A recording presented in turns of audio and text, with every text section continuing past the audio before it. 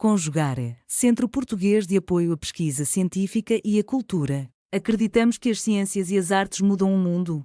O conhecimento transforma, e isso nos motiva.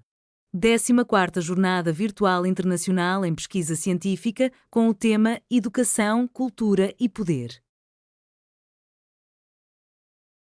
Prezados colegas, é um prazer apresentar hoje o resumo do artigo Autoculpabilização e Autocobrança, Sintomas do Mal-Estar Docente, de autoria de doutorando Fabiana de Oliveira Ribeiro, que sou eu, e orientado pela doutora Filomena Elaine Paiva Solini. Ambas pertencemos ao programa de pós-graduação da Faculdade de Filosofia, Ciências e Letras, USP, Ribeirão Preto, São Paulo. Este trabalho é parte de uma tese de doutorado em andamento sobre o mal-estar docente durante a pandemia e o ensino remoto, no qual aprofundamos sobre o sofrimento subjetivo que afeta o professor no exercício da sua profissão. O mal-estar docente é definido como um estado de sofrimento que impacta a personalidade, a saúde, o trabalho do professor e é uma das expressões do mal-estar na civilização, conceito cunhado por Sigmund Freud em 1930, que manifesta-se como um sintoma cultural evidenciado por queixas, adoecimento, desvalorização e sobrecarga de trabalho. No cerne dessa discussão, a autocobrança emerge como uma das manifestações cruciais do mal-estar profissional. Ela é percebida como uma pressão interna que leva o docente a se sentir constantemente aquém das expectativas, mesmo em condições que fogem ao seu controle. A autocobrança é um traço da autoculpabilização, que é um sintoma cotidiano do sofrimento docente. O objetivo deste artigo é, portanto, analisar a autoculpabilização e a autocobrança docente, sob as perspectivas freudo-lacaniana e da análise de discurso de matriz francesa, explorando suas raízes ideológicas, manifestações cotidianas e implicações para a saúde mental do professor e para a qualidade da educação. As raízes dessa autoculpabilização docente encontram-se no mal-estar na cultura e no fato de que a educação é um ato impossível. Freud, em 1930, argumenta que o sofrimento é inerente à vida humana, especialmente na vida civilizada e coletiva, onde a renúncia às satisfações pulsionais é necessária em nome de um bem comum.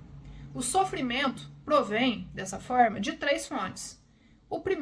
A primeira fonte é o corpo, a segunda, o mundo externo, e a terceira é a mais incontrolável de todas, os relacionamentos. Neste contexto, profissões diretamente ligadas às relações tornam-se irrealizáveis. Freud designa o educar, o curar e o governar como ofícios impossíveis.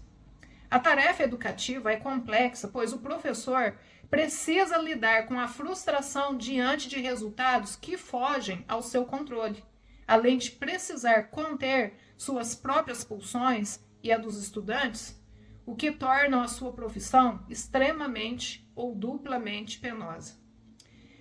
Além disso, nós temos as lógicas de produtividade do neoliberalismo, que impõe uma ideologia de que o professor deve ser um empresário de si.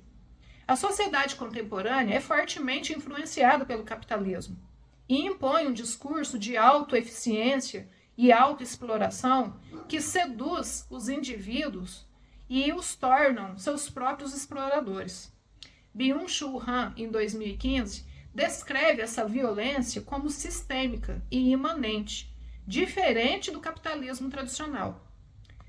Nós vivemos uma pseudo-liberdade, que é uma forma mais ameaçadora de escravidão, porque o trabalhador vende livremente sua força de trabalho e perde a sua liberdade. A escola é atingida por essa ideologia, que impõe um ritmo desumano à prática educativa, colocando o professor como o único responsável pelas demandas excessivas de transformação e culpado pelos desastres que acontecem na educação. Em Bernays, em 2009, fala sobre a necessidade que as escolas têm de ter um profissional diferente. No entanto, Esse sujeito diferente é aquele que jamais será suficiente e que se autoculpabilizará por não atender às expectativas impossíveis da lógica neoliberal. Termos como competências, produtividade acadêmica, chão de escola invadem o discurso pedagógico, refletindo a ideologia capitalista. O docente tem seu saber desapropriado no meio dessa ideologia toda, tornando-se um proletário e mero operador da máquina educativa, privado de seu saber inconsciente e da capacidade de educar. Essa cultura culpa o professor por enfermidades educativas e suas próprias enfermidades profissionais e beneficia-se diante de que aqueles que estão no poder evitam as verdadeiras reformas educacionais necessárias enquanto defendem uma reforma somente na formação docente. A culpabilização docente, na verdade, é uma estratégia ideológica que desvia a responsabilidade. Culpar o docente é uma forma de não assumir as culpas que pertencem ao Estado e à sociedade. É uma estratégia que resulta em sintomas, como a autocobrança. Tanto o Estado quanto a sociedade inculcam a culpa nos professores para desviar a atenção das falhas estruturais do sistema educacional e da precariedade das condições de trabalho. Sob o ideal da maternagem, o professor é pressionado a suprir até as falhas da criação familiar dos alunos. E quando essa educação falha, é responsabilizado pelos equívocos de todo um sistema. A omissão de outros agentes e das deficientes condições de trabalho são uma amostra de que tudo isso está naturalizado até que essa autocobrança se torna autoculpabilização. Ao assumir essa responsabilidade, o docente extrapola seus próprios limites, expondo-se a uma rotina insalubre. Quando há efeitos positivos dessa extrapolação do trabalho, dessa autoexploração, o sistema neoliberal se beneficia e o professor sente sua consciência tranquila por fazer um bom trabalho. Um trabalho considerado bom pelas ideologias de exploração. A docência é uma profissão extremamente narcísica.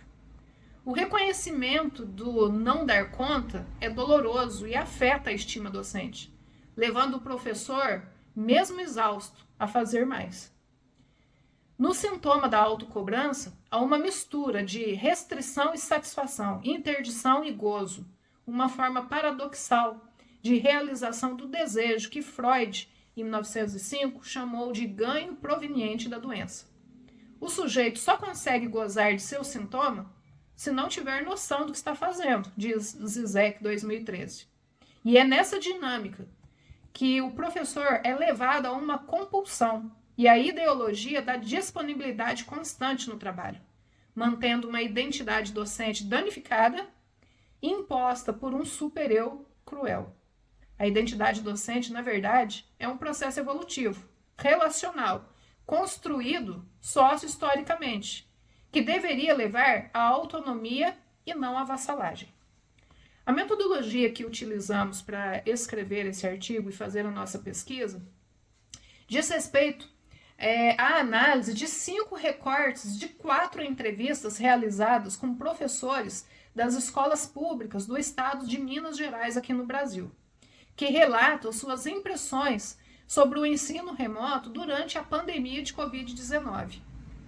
A abordagem metodológica se baseia na análise de discurso de matriz francesa, que compreende o discurso como a interseção de processos ideológicos, fenômenos linguísticos e a emergência de significações.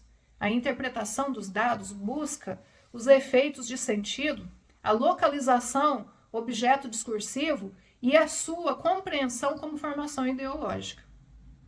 Teremos algumas análises aqui para que a gente possa entender melhor o que foi pesquisado tanto na nossa tese quanto no nosso artigo. Temos aqui alguns relatos dos professores. A professora Fidélia, por exemplo, ela expressa o seu mal-estar ao cobrar atividades incoerentes dos alunos e se sentir inútil, questionando-se como professora: o que eu estou fazendo aqui, o que eu estou ensinando, diz ela. Isso reflete o impossível do educar e a internalização da responsabilidade docente como o silenciamento da crítica ao sistema em favor da autoacusação. Isso revela a sobrecarga emocional e a cultura da disponibilidade total, trabalhando em horários antissociais como sábado, de madrugada, finais de semana, meia-noite, horários que a professora deveria estar descansando. O conflito entre a tentativa de monitorar e eu fazer, mesmo sem ter esse compromisso, expõe o super-eu cruel e uma compulsão à repetição, onde há um gozo inconsciente em cumprir o papel de professora sempre disponível. Há um apagamento da instituição, desviando a culpa para o indivíduo e naturalizando a exploração. Já a professora Mariquinha gostaria de lembrar que esses nomes são nomes fictícios dados às professoras para proteger a sua identidade, são nomes retirados de livros de Machado de Assis, mas a professora Mariquinha descreve o impacto do excesso de telas na sua saúde mental e física, necessitando de medicamentos florais para dormir e lentes especiais para seus óculos. A sua fala ecoa Freud sobre o sofrimento vindo do corpo e do mundo externo. A impossibilidade de desligar é uma manifestação da pulsão e de um super-eu rígido, que impõe disponibilidade constante, evidenciando o ganho proveniente da doença em cumprir o ideal do bom professor. A professora despersonaliza-se e naturaliza a causa do mal-estar, atribuindo a ansiedade ao excesso de telas em vez das falhas estruturais, um reflexo da ideologia neoliberal. Já a professora Flora expressa a sensação de insuficiência. Parece que eu não estava sabendo dar aula, diz ela. A autocobrança e a insegurança, ela diz, eu poderia fazer mais, mas eu sou insegura. Essa autoculpabilização é o resultado ideológico que responsabiliza o professor pelos retrocessos na educação, levando ao recuo do desejo e à covardia moral. Já a professora Capitu nos diz, enquanto apresenta-se como perfeccionista, né, dedicando-se à preparação diária das aulas, mesmo após 22 anos de experiência, demonstra que seu desejo de ser diferente, espero conseguir ainda, diz ela, sugere que a sua rotina é uma fonte de mal-estar. A ideologia dominante a persuade de que é responsável pelo insucesso escolar, forjando uma identidade manipulada. Dessa forma, nós percebemos que a autoculpabilização é um fenômeno histórico e socialmente arraigado. É crucial entender o sintoma do mal-estar docente não como uma manifestação individual, mas como um sintoma social, exigindo uma análise crítica dos discursos que o produzem e sustentam. Para combater esse cenário, são necessárias ações em diferentes níveis. Algumas delas poderiam ser a criação de espaços formativos, discursivos, reflexivos, nos quais os professores possam expressar suas subjetividades e ressignificar experiências laborais penosas. A análise crítica dos discursos institucionais e a identificação das ideologias que afetam o bem-estar. Outra sugestão seria o fortalecimento da identidade docente, com a valorização da experiência, do trabalho coletivo e a promoção da coragem moral para combater a autoculpabilização e a autocobrança excessivas. É fundamental também a implementação de políticas públicas de valorização das carreiras docentes. Essas políticas devem assegurar a dignidade do trabalho, proporcionando condições laborais que permitam estar na docência, ao invés de vivenciar o mal-estar na docência, combatendo a mercantilização da educação. A desvalorização financeira, os desgastes físicos e emocionais, a sobrecarga e a falta de apoio institucional afetam diretamente a capacidade dos professores e, consequentemente, a qualidade educacional. Para alcançar uma educação de qualidade, é extremamente urgente o combate à precarização da profissão docente. Eu agradeço a atenção de todos vocês, estou à disposição para debates, para perguntas, para o que for necessário. Vocês podem entrar em contato comigo pelo e-mail fabiana.mirella, com 2 L's, @gmail.com. Eu agradeço e até uma outra oportunidade. Realização, Conjugare, Centro Português de Apoio à Pesquisa Científica e à Cultura. Apoio, Editora Cravo. Inscreva-se no canal, comente, curta e compartilhe. Obrigado por assistir.